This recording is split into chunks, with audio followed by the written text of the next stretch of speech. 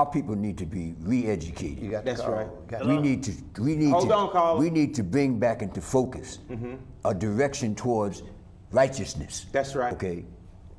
You know, drugs is just a part of unrighteousness. Oh, is it? I mean, herbs have always been used. But drugs, the misuse. The misuse, the sorcery. Herbs, right, exactly. is a part of unrighteousness. Let me get Brandon. We got to teach, we got to make this definite statement in the next few actions in our lives, okay, as to begin to bring people back to the understanding of righteousness, the laws of God. Come on in here, caller. How you doing, brothers? We trying to survive. How you doing, real good? A question for you. What it boils down to is we have forces of demonic forces out here that is really social engineering.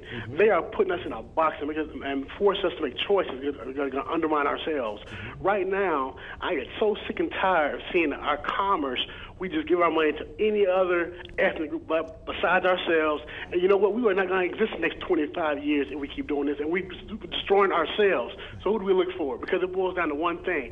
Looking at ourselves and stop hating ourselves and start doing the basic thing, which is one thing, love. Well, so we have love with ourselves, we ain't going to have nothing. We might as well go we are in our own demise, period. Thank you for that call. Send the next caller. I think he missed what I said once. Send the next caller. When I was telling you and all of you about Let us know when you're there, caller. About the meetings that used to take place at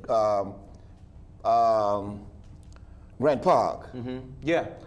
And that was a rally. The KKK the rally. The club. Listen carefully. The rally that took place. And one of the things the head of the Ku Klux Klan, was the Grand Dragon, said this here.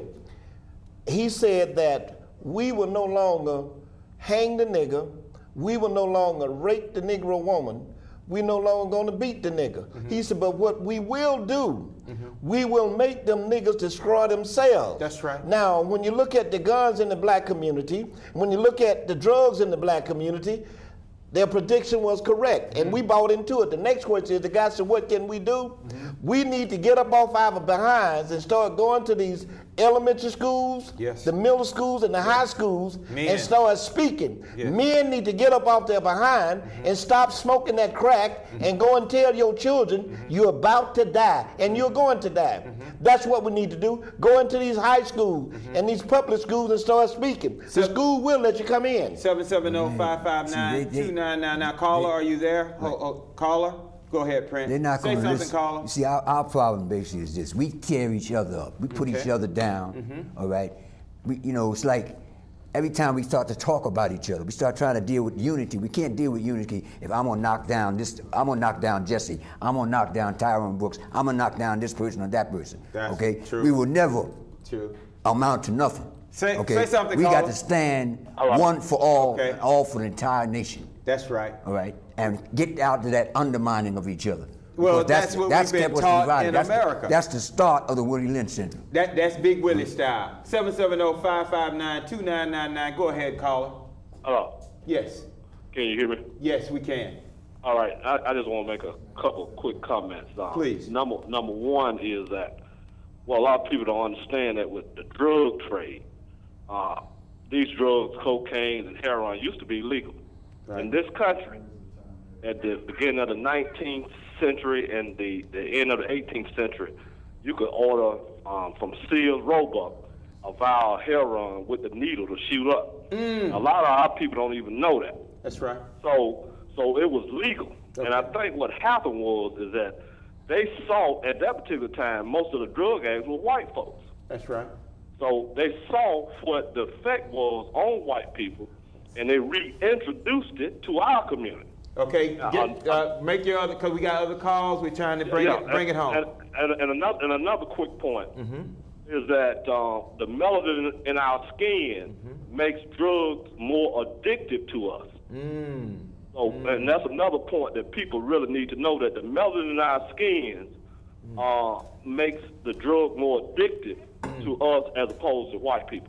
Well, thank you, beloved, for those powerful points. 770-559-2999. Send the next caller. Just make one statement. Okay, he's here. Go ahead, caller. Yes, how you doing? Yes, I hear you a lot of times on the radio, getting him, and I just want to know would you be willing to invite Shirley Winters. Another thing I just want to ask your panelists, I noticed there have been a lot of robberies where you have a lot of young black men committing robberies. Could it be that they're cutting down on the whole street availability of these drugs, the reason why a lot of them now are turning to like robbery, because I'm starting to notice a lot of that, and it just seems like to me every time you look at the news, they're finding a lot of Mexicans who've been selling this stuff. But who is the latest?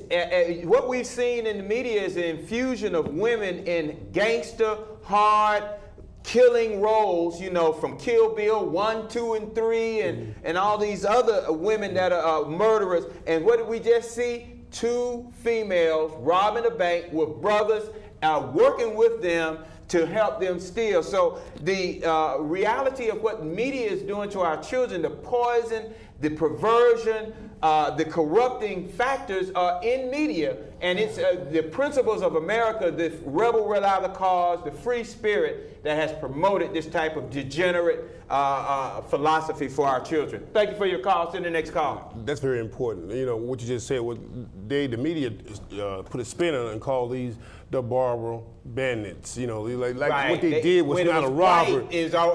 Like it was not a robbery. Right. Oh, they made it a theft. Yeah.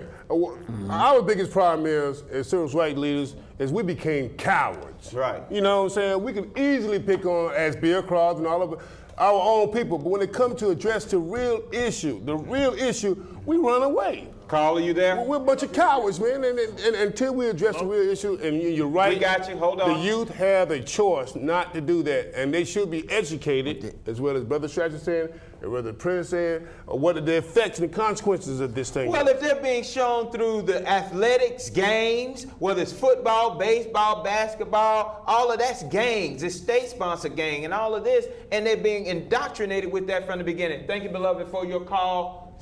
Give us your comments. We need to quit letting Hollywood and these fake European Jews who run Hollywood dictate and try to form our thoughts on how we should be.